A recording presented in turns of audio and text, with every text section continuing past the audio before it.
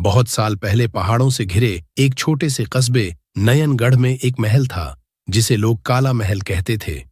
कहते हैं उस महल में कभी एक बेहद शक्तिशाली राजा रहा करता था। लेकिन अचानक एक रात पूरा महल वीरान हो गया। उसके बाद से वहां कोई भी गया वापस लौटकर नहीं आया। नयनगढ़ के लोग आज तक महल से दूर ही रहते थे, लेकिन रहस्य हमेशा खिंचाव पैदा करता था। कहानी शुरू होती है चार दोस्तों से, अर्जुन, माया, रोहन और काव्या। ये सभी कॉलेज के छात्र थे और रोमांचक जगहों की खोज करना उनका शौक था। एक दिन उन्हें एक पुरानी किताब में एक नक्शा मिला जिस पर काले महल का रहस्य लिखा हुआ था। नक्शे के अंत में लिखा था, जो इस महल के भीतर प्रवेश करेगा उसे या तो अनंत खजाना मिलेगा या हमेशा के लिए कैद हो जाएगा। चारों ने तय किया कि उन्हें वहां जाना ही है। रात को टॉर्च और बैग लेकर वे जंगल से गुजरते हुए महल की ओर बढ़े। रास्ता डरावना था। उल्लुओं की आवाजें, पेड़ों की सरसराहट और ठंडी हवा जैसे चेतावनी दे रही थी। अचानक रास्ते में एक बूढ़ा साधु मिला। उसने कहा, बच्चों, महल की ओर मत जाओ। वहां सिर्फ अंधेरा नहीं है, बल्कि वह तुम्हारी आत्मा को भी कैद कर सकता है। लेकिन चारों जिद्दी थे। उन्होंने साधु की चेतावनी को नजरअंदाज किया और महल तक पहुंच गए। महल का दरवाजा भारी और जंग लगा हुआ था। जैसे ही उन्होंने उसे खोला, अंदर ठंडी हवा का झोंका आया। अंधेरे में सिर्फ उनकी टॉर्च की रोशनी थी। महल के हॉल में अजीब पेंटिंग्स लगी थीं, जिनकी आंखें ऐसे लगतीं मानो उनका पीछा कर रही हों।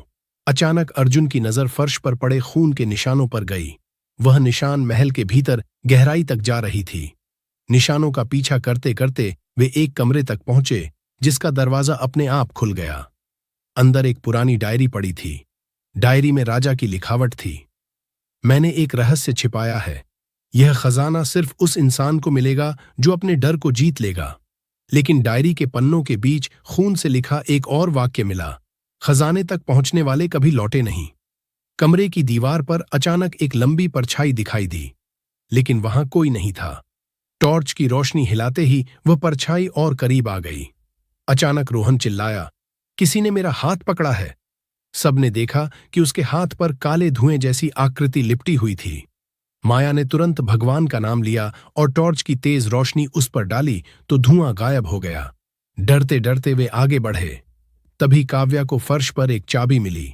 पास ही दीवार पर एक पुरानी तिजोरी बनी थी। जैसे ही उन्होंने तिजोरी में चाबी डाली, दीवार अपने आप घूम गई और एक गुप्त सुरंग खुल गई। उस सुरंग से होते हुए वे नीचे तहखाने तक पहुंचे। वहां सोने चांदी के ढेर लगे थे, लेकिन जैसे ही उन्होंने खजाने को छूना चाहा, पूरा तहखाना हिलने लगा। सामने राजा की आत्मा प्रकट हुई। उसकी आंखें लाल थीं और आवाज गूंज रही थी, खजाना चाहो तो अपने सबसे बड़े डर का सामना करो। अर्जुन के सामने उसकी मां का रोता हुआ चेहरा आ गया। माया के सामने आग में जलता हुआ कमरा। रोहन के सामने गहरी खाई और काव्या के सामने अंधकार में डूबता पानी। सभी को अपनी अपनी परीक्षा देनी पड़ी। दिल की धड़कन तेज थी, लेकिन उन्होंने साहस से अपने डर को हराया।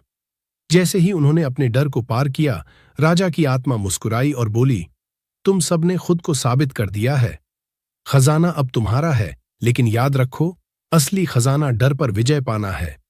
इतना कहकर आत्मा विलीन हो गई और खजाने का आधा हिस्सा उनके सामने रह गया। चारों दोस्त महल से बाहर निकले। सुबह की धूप फैल चुकी थी। उन्होंने नयनगढ़ के लोगों को सारा खजाना लौटा दिया और फैसला किया कि असली रोमांच सोने चांदी में नहीं, बल्कि रहस्यों को